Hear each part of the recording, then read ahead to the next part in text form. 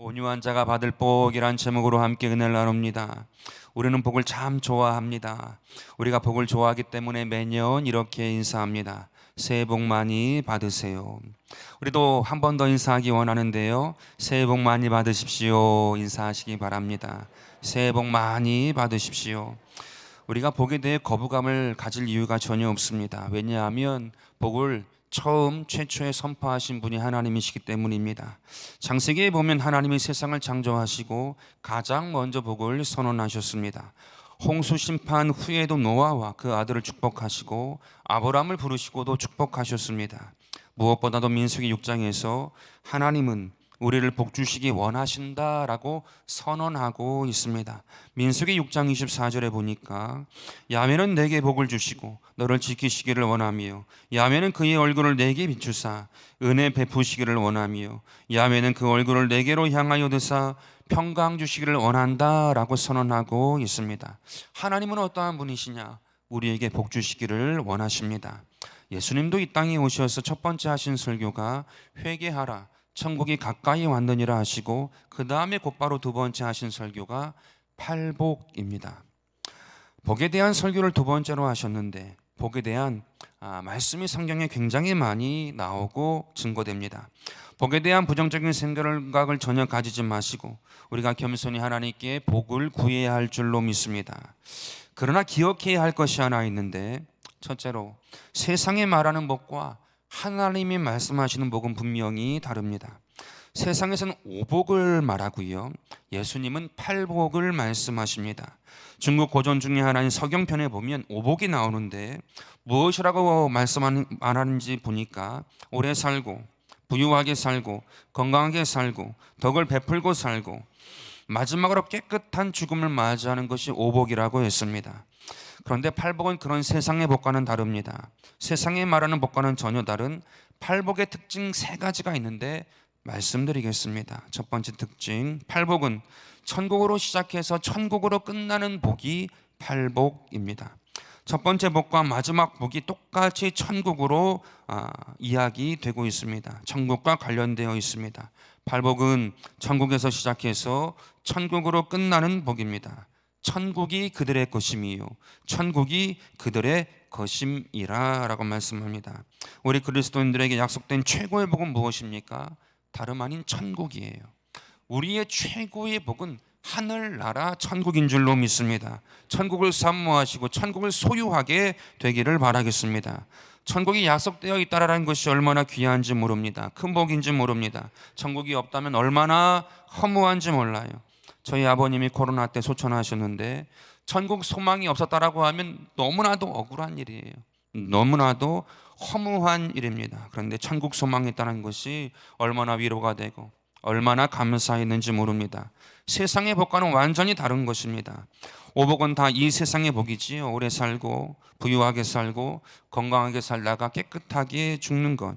그러나 팔복의 시작과 끝 알파와 오메가는 천국이에요. 하나님 나라예요. 하나님이 내 안에 거하고 내가 하나님 나라에 거하는 천국을 소망하게 되기를 바라겠습니다. 두 번째 팔복의 특징은 무엇이냐? 개인에게 약속된 복이 아니고 공동체에 주어진 복이라는 사실입니다. 팔복을 보면 다 그들이라고 말씀하고 있어요. 그들이 받게 될 복이라고 말씀합니다.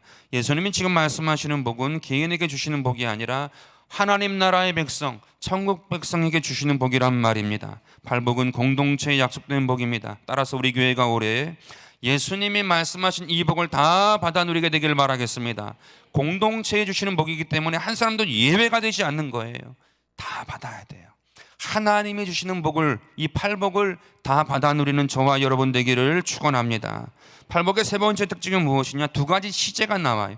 현재가 나오고 미래가 나옵니다. 그것을 시제라고 하는데 현재형이 있고 미래형이 있습니다. 팔복에는 미래에 약속된 복이 있고 현재에 약속된 복이 있습니다. 첫 번째 복과 마지막 복의 시제는 현재형입니다. 3절과 10절인데요. 천국이 그들의 것이며 천국이 그들의 것이라. 현재형입니다. 그런데 가운데 6개의 복은 시제가 미래형입니다. 앞으로라는 말을 붙이면 다 맞는 얘기예요. 앞으로 위로를 받을 것이미요, 앞으로 땅을 기업으로 받을 것이미요, 앞으로 배부를 것이미요, 앞으로 긍휼히 여김을 받게 될 것이미요, 앞으로 하나님을 보게 될 것이미요, 앞으로 하나님의 자녀라 일컬음을 받게 될 것이다. 시제가 미래형이란 말입니다. 그런데 잘 보면 우리의 기대, 우리의 상식이 있는데 예수님께서 완전히 다 뒤집어 버리셨습니다. 우리는 하나님 나라의 백성으로서 천국은 미래에 소유될 것이다 라고 은연중에 생각하고 삽니다. 천국은 미래에 가게 될 곳, 미래에 받게 될 곳이라고 생각을 하고 삽니다. 그리고 그 가운데 있는 6개의 복, 위로를 받고 땅을 기업으로 받고 배부르게 되는 이러한 복은 이 세상에서 현재에 누려야 될 것이다 라고 은연중에 생각하고 산단 말입니다. 제 말이 맞는지요? 근데 놀랍게도 예수님께서 뭐라고 말씀하시는가 하면 우리의 이러한 기대와 상식을 다 뒤집어 버리세요. 깨버리십니다. 오히려 예수님을 믿는 우리에게 현재적으로 주어진 복이 무엇이냐? 천국이래요. 천국에 살고 있는 것이 오늘 우리래요. 지금 너희가 천국에 살고 있다. 그리고 우리가 현재 누리기 원하는 복은 사실은 궁극적으로 미래에 이루어질 복이라고 말씀하고 있습니다. 우리의 기대와는 달리 예수 믿는 자에게 현재적으로 천국이 확보되어 있는 복이라고 말씀하고 계세요. 이 확보된 복을 지금 누리라고 주님은 말씀하고 있습니다. 너는 천국의 백성이다. 천국을 누릴 사람이다. 이 시간 너에게 천국이 있다라고 말씀하고 있는 것입니다. 우리가 죽음 다음에만 천국에 가는 것이 아니라 예수를 믿는 우리는 천국을 사는 것입니다. 이것을 깨달아야 돼요. 우리는 천국에 갈 뿐만 아니라 하나님 나라를 살아야 될 줄로 믿습니다. 하나님의 통치하시는 지금을 살아야 할 줄로 믿습니다. 이게 현재에 약속된 복이래요. 천국의 복이 지금 너에게 있다. 확보된 복이다. 빼앗기지 마라. 천국을 빼앗기지 마라. 기쁨을 빼앗기지 마라. 그 은혜를 빼앗기지 마라. 오히려 우리의 기대와는 달리 위로, 궁극적인 위로는 하나님 앞에 가야 받을 수 있어요. 땅은 이 세상의 땅이라기보다는 새 하늘과 새 땅일 것 같습니다. 하나님 앞에 가야 궁극적으로 누릴 수 있는 복입니다. 배부름, 이 세상에서는 금방 배고파집니다. 배부름은 만족감인데 이 땅에 진정한 만족이 없습니다. 하늘나라의 궁극적인 배부름과 만족이 있는 줄로 믿습니다. 미래형이에요. 긍휼히 여김, 잠시 사람들에게 인정받고 칭찬받을 수 있습니다. 그러나 하나님 앞에서의 궁극적으로 긍휼히 여김을 받고 우리 가운데에 풍성한 위로가 있습니다. 그때 우리는 분명히 하나님의 자녀라 일컬음을 받게 될 것입니다. 미래형이란 얘기입니다. 여러분 기억하시기 바랍니다. 천국은 미래의 소망으로 얻기 전에 우리가 예수님을 믿는 순간 이 자리에서 지금 우리의 삶 가운데에 누려야 하는 복인 줄로 믿습니다. 천국을 누리게 되기를 주의 이름으로 축원드립니다. 그리고 그 가운데 6가지 복은 궁극적으로 하나님 앞에 가야 주어지는 것임을 알게 되기를 바라겠습니다. 너무 욕심 부리며 살지 말라는 얘기 같아요. 하나님께서 허락하신 것에 기쁨을 알고 감사를 알고 천국을 지금 누리라라는 것입니다. 그런데 왜 8가지일까? 왜 예수님께서 주님께서 8가지 팔복을 말씀하셨을까요? 여러분 수비학이라는 학문이 있는데요. 이 수를 가지고 연구하는 학문입니다. 다 맞는 것은 아닐 건데 일정 부분 일리가 있어요. 이 수비학에 따르면 8이라고 하는 숫자는 모든 완전을 넘어 온전함, 전부를 의미하는 숫자라고 합니다. 가만히 보니 음악에서 음계가 8개이잖아요. 도, 레, 미, 파, 솔, 라, 시, 도. 온전하대요. 8개로 표현이 됩니다. 그래서 8을 의미하는 옥타브라고 하거든요. 그래서 온전한 음을 말합니다. 한 옥타브, 2옥타브 말합니다. 온전한 음을 이루었다. 다방면에 재주가 있는 사람을 일컬어 팔방미인이라고 합니다. 모든 면에 재주가 있다는 의미잖아요. 모든이라는 의미를 담고 있다는 얘기입니다. 막힘없이 통하는 사람을 사통팔달했다라고 이야기합니다. 사통팔달한 은혜도 좋지요. 의미가 있는데 원래 8이라고 하는 숫자가 전부를 의미한다는 이야기입니다.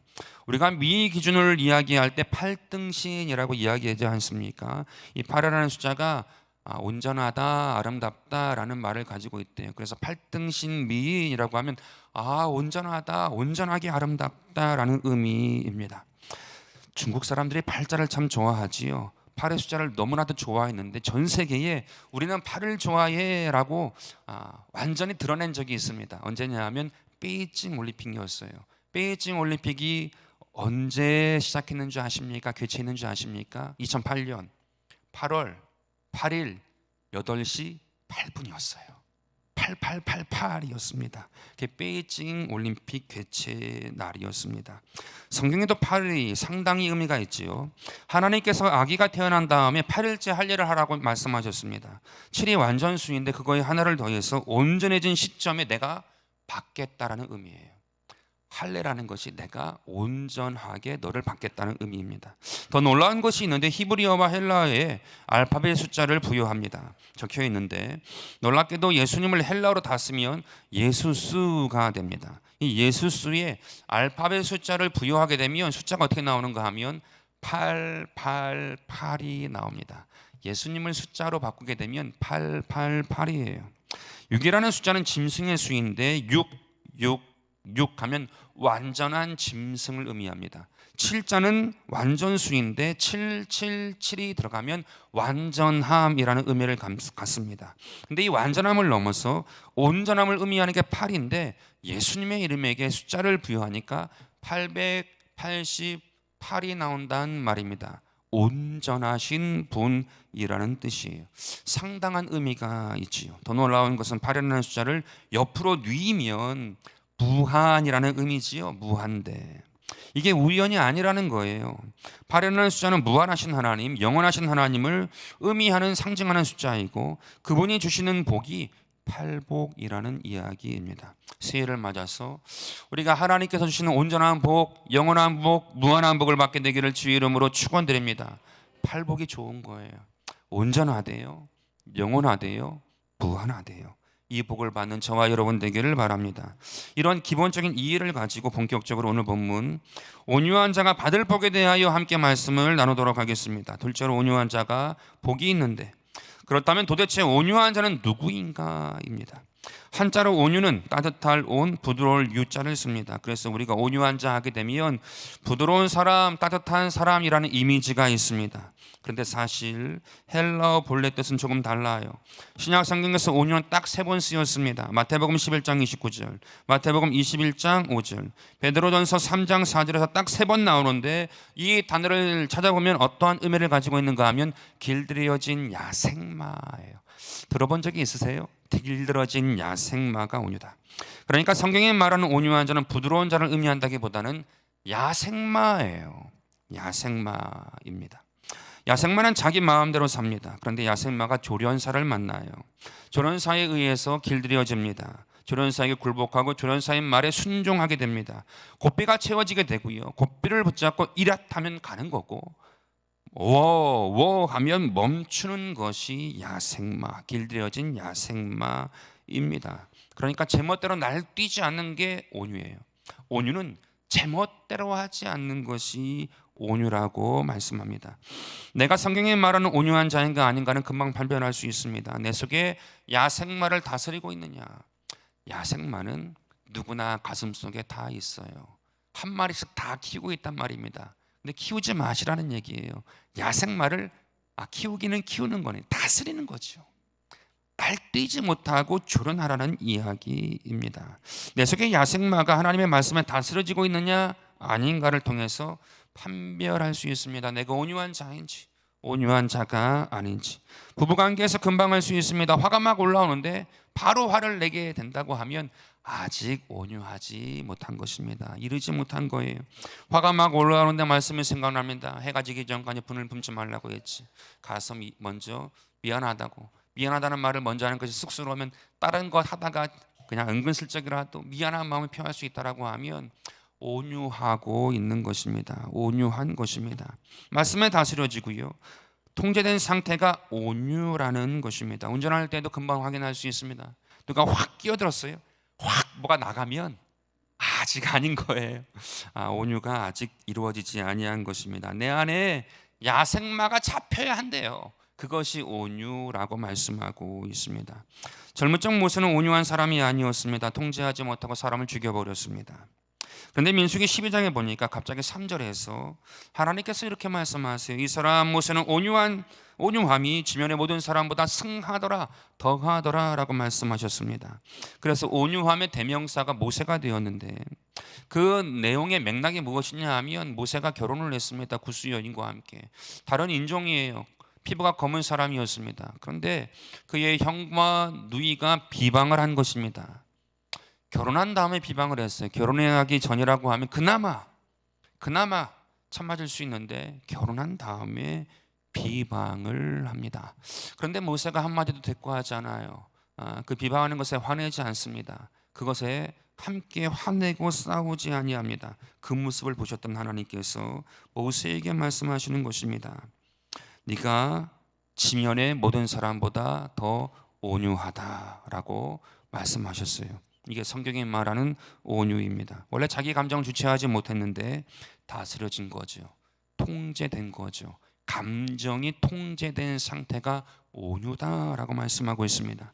근데 그렇게 온유하다고 칭찬받던 모세가 민수기서 20장에 가게 되면 그 유명한 무리바 사건이 등장해요. 하나님께서 명하여 바위 위에서 물을 내라 말씀하셨는데 백성들의 모습을 보니까 참지 못하여서 바위를 2번이나 세게 짓게 됩니다. 순간 하나님께서 그 모세의 모습을 보시고는 책망하세요. 징계하시고 약속된 땅을 너는 얻지 못한다, 들어가지 못한다 말씀하셨습니다. 다시 말씀합니다. 온유라는 말은 부드럽다라기보다는 내 속의 야생마가 다스려진 것입니다. 야생마가 잡힌 것입니다. 하나님의 통제하에 하나님의 손에 붙잡힌 상태, 그래서 하나님의 의지에 내 의지를 순복한 상태가 온유란 말입니다. 겉으로 말을 부드럽게 하고 부드러운 인상으로 웃고 그게 온유가 아니라는 얘기예요. 내 마음의 야생마 잡힌 상태가 온유. 그러니까 온유는 자기 포기이고 십자가의 성품입니다. 그래서 누군가는 온유가 순교의 영, 순종의 영이라고 이야기합니다. 내 생각이 다 있어요. 내 계획이 다 있습니다. 내 감정도 다 있습니다. 내 뜻도 다 있어요. 야생마가 다 있단 말입니다. 그런데 하나님이 가라 하면 가고 멈추라 워 하면 멈추는 상태, 그것이 온유입니다. 팔복이 공동체의 복이라고 했습니다. 우리 교회에 이 복을 받으려면 우리 교회에 온유한 하나님의 사람이 많아져야 할 줄로 믿습니다. 하나님께서 온유한 자들로 충만하게 하시면 이 교회가 충만하게 되고 지경이 넓어지고 하늘의 복을 더욱더 밟게 될 줄로 믿습니다. 부드러운 자들이 아니라 내 생각과 다르지만 하나님의 뜻에 순종하여 순복하여 나아가는 자들이 많아지게 되기를 바라겠습니다. 내 주장이 너무 강하고 내 자아가 너무 센 것, 이것이 아니라는 얘기예요. 하나님 앞에 아니다라는 얘기입니다. 새해에 우리 교회에 온유한 자의 복을 다 받는 은혜가 있게 되기를 바라겠습니다. 교회도 받아야 되겠고요, 가정도 받아야 되겠고요, 나의 일터와 사업장과 직장도 받아야 할 줄로 믿습니다. 그래야 땅을 얻는데요, 하나님이 주시는 땅을 얻게 될 줄로 믿습니다. 그 복이 있게 되기를 축원합니다. 그럼 셋째로, 도대체 어떻게 온유해질 수 있습니까? 다 야생마가 있다라고 하면 어떻게 우리가 길들일 수 있단 말입니까? 갈라디아서 5장에 보니까 온유는 성령의 은사가 아니라 성령의 열매임을 알 수 있지요. 갈라디아서 5장 20절에 보니까 오직 성령의 열매는 사랑과 희락과 화평과 오래 참음과 자비와 양성과 충성과 온유와 절제라고 말씀하고 있습니다. 온유란 은사가 아니에요. 은사는 선물입니다. 그냥 주어지는 것입니다. 하나님이 주시는 거예요. 방언은 은사이지요. 하나님께서 받을만 하다 싶으면 하나님께서 주시는 것입니다. 어느 순간인지 우리 아무도 알지 못해요. 예수 믿자마자 받는 분도 있고요, 너무너무 오랫동안 받지 못해 사모하다 그때 주실 수도 있어요. 하나님께서 마음대로 주시는 것이 은사 선물입니다. 그러나 온유는 하나님께서 주시는 것이라기보다는 내 평생에 맺어가야 하는 것입니다. 하나님 안에서, 주님과의 교제 안에서 내가 가꾸어 가야 해요. 내가 열매를 맺어가야 한다는 말입니다. 가꾸어야 할 성품, 열매입니다. 그럼 어떻게 해야 이 온유라고 하는 성품을 가꿀 수 있을까? 신약 성경에 온유가 딱 3번다고 말씀드렸는데 예수님이 자기의 성품을 설명하시면서 이 단어를 쓰십니다. 마태복음 11장 28절에 보니까 수고하고 무거운 짐진 자들아 다 내게로 오라. 내가 너희를 쉬게 하리라 라고 말씀하시면서 곧장 29절에 이렇게 말씀하십니다. 나는 마음이 온유하고 겸손하니. 온유와 겸손이 나의 성품이야. 그런데 그 다음에 너희가 나를 닮고자 하면, 나처럼 되려면 그 뉘앙스가 거기에 들어있는데 나의 멍에를 메고 내게 배우라고 말씀하고 있습니다. 여러분, 이게 온유해질 수 있는 유일한 방법입니다. 우리가 어떻게 온유해지느냐? 우리에게 매라는 멍에를 우리가 매는 것이래요. 예수님께서 우리에게 매라고 하는 멍에가 있는데 그 멍에를 맬 때만이 우리가 예수님처럼 닮아가고 우리가 온유해질 수 있다는 말입니다. 마치 야생마에게 조련사가 고삐를 달듯이 말씀의 멍에를 우리에게 다는 거예요. 내가 받아들이는 거예요.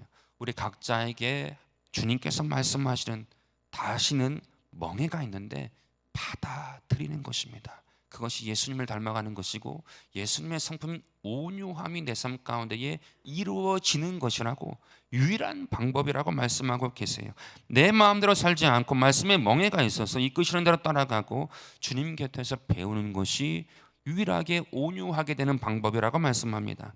이게 온유해지는 유일한 방법인데요, 우리가 어떻게 온유해질 수 있는가 하면 주님 곁에 가서 주님께서 나에게 주시는 멍에를 내가 받아들이고 주님께서 이끄시는 대로 가고 주님께서 말씀하시는 대로 살 때만이 온유해지는 길임을 믿으시기 바랍니다. 온유해지면 복이 있대요. 땅을 주신다고 말씀하고 있습니다.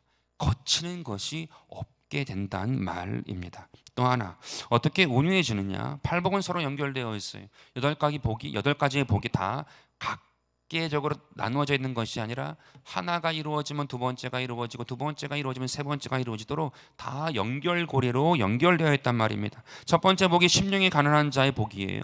심령이 가난한 자가 복이 있다고 했습니다. 하나님을 절대 의존하는 사람, 나는 아무것도 아닙니다라고 고백하고 자기가 그렇게 느끼며 사는 자가 심령이 가난한 자입니다. 이 사람이 두 번째 복인 애통하는 자로 넘어갈 수 있단 말입니다. 나는 비천한 상태인 것을 알고 나는 죄된 상태인 것을 알고 애통하게 되고, 애통하게 되면 주님의 긍휼을 구하게 되지요. 주님의 긍휼이 어디서 오는 것입니까? 주님의 말씀을 구하게 되어져요. 심령이 가난해지고 애통하게 되어지면 내가 어떻게 살 수 있을까? 어떻게 내가 이 세상 가운데에 하나님의 자녀로서 복되어 살 수 있을까 찾다 보면 하나님 말씀이에요. 하나님 말씀의 멍에를 내가 매게 된다는 말입니다. 그런 자가 온유한 자가 된다는 얘기예요.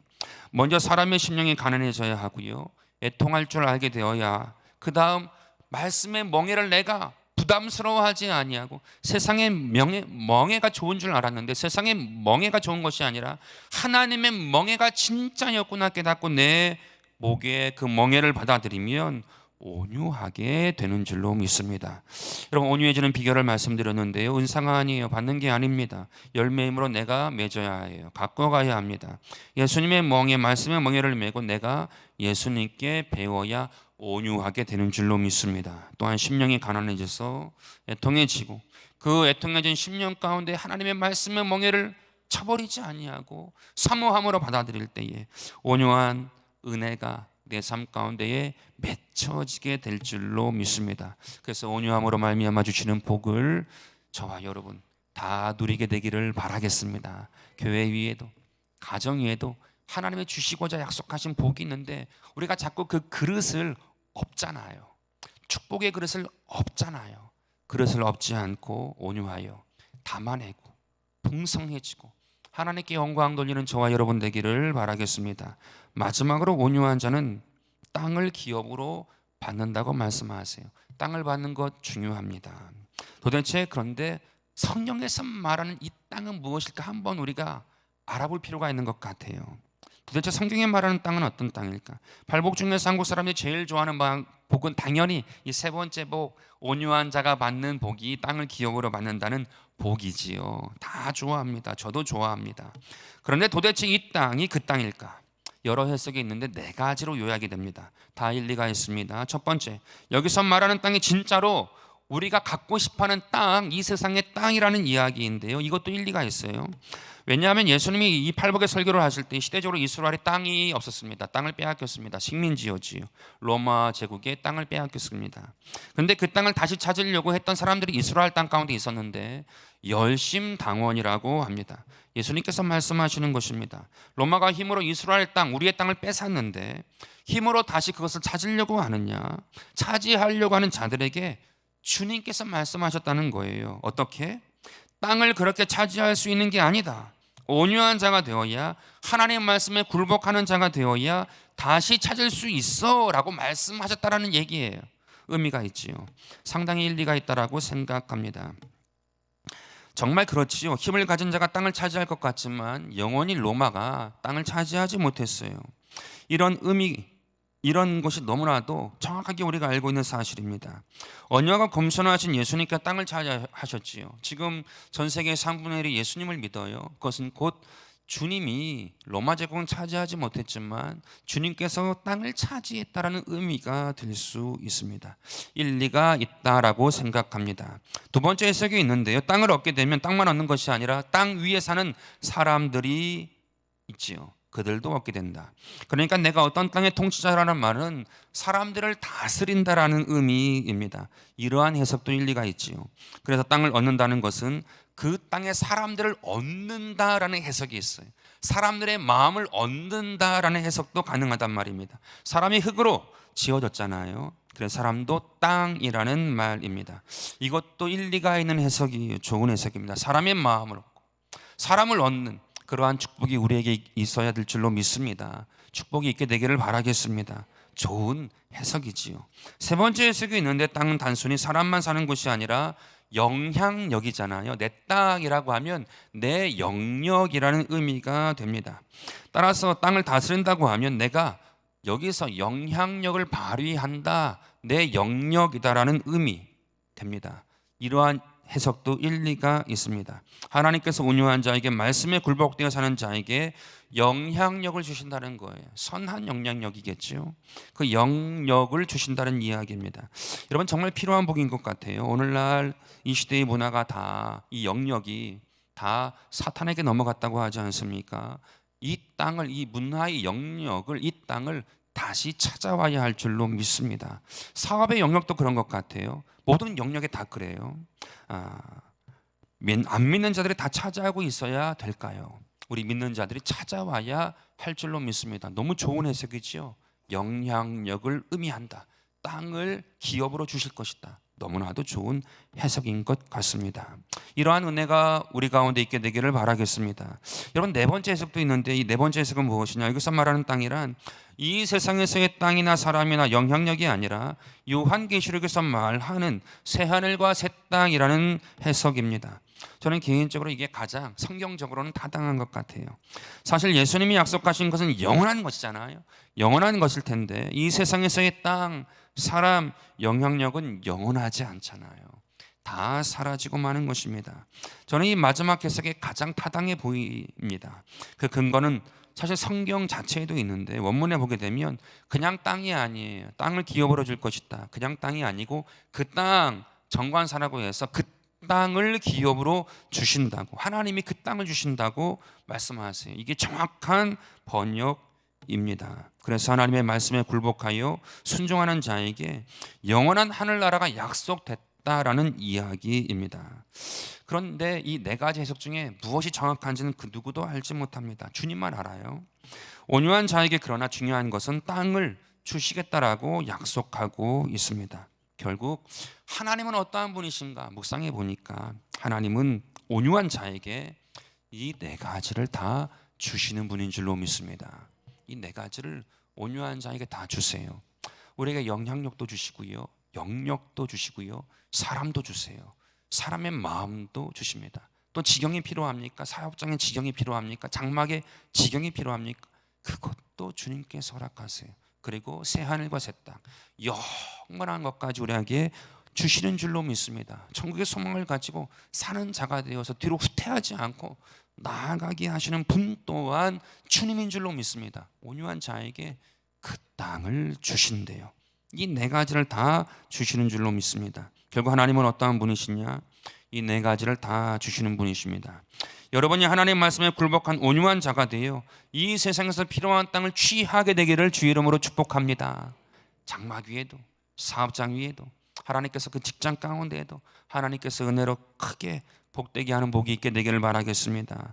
여러분이 하나님 말씀에 굴복한 온유한 자가 되어 사람을 얻는, 사람의 마음을 얻는 복인이 되기를 바라겠습니다. 사람의 마음을 얻을 수 있어야 사업도 되잖아요. 직장도 되지 않습니까? 심지어 가정도 돼요. 자녀의 마음을 얻어야 돼요. 자녀의 마음이 하나가 되어야 돼요. 이 복이 있게 될 줄로 믿습니다. 여러분이 하나님 말씀에 굴복한 온유한 자가 되어 선한 영향력을 발휘하는 자가 되기를 주의 이름으로 축원드립니다. 영역을 정복할 수 있는 자가, 능한 자가 되기를 바라겠습니다. 무엇보다 여러분이 하나님 말씀에 굴복한 온유한 자가 되어서 새하늘과 새 땅의 소망이 지금 이 시간에 우리 마음 가운데 있게 되기를 주의 이름으로 축원드립니다. 상속받으셔야 돼요. 아브라함의 복을 기업으로 상속받는 은혜가 있게 되기를 바라겠습니다. 이것이 있으면 포기하지 않아요. 실패하여도 다시 일어날 수 있어요. 절망 가운데서도 소망 가운데 나아갈 수 있습니다. 세상 가운데는 얼마나 많이 폭풍이 휘몰아칩니까? 얼마나 많은 것이 우리의 삶 가운데에 다가옵니까?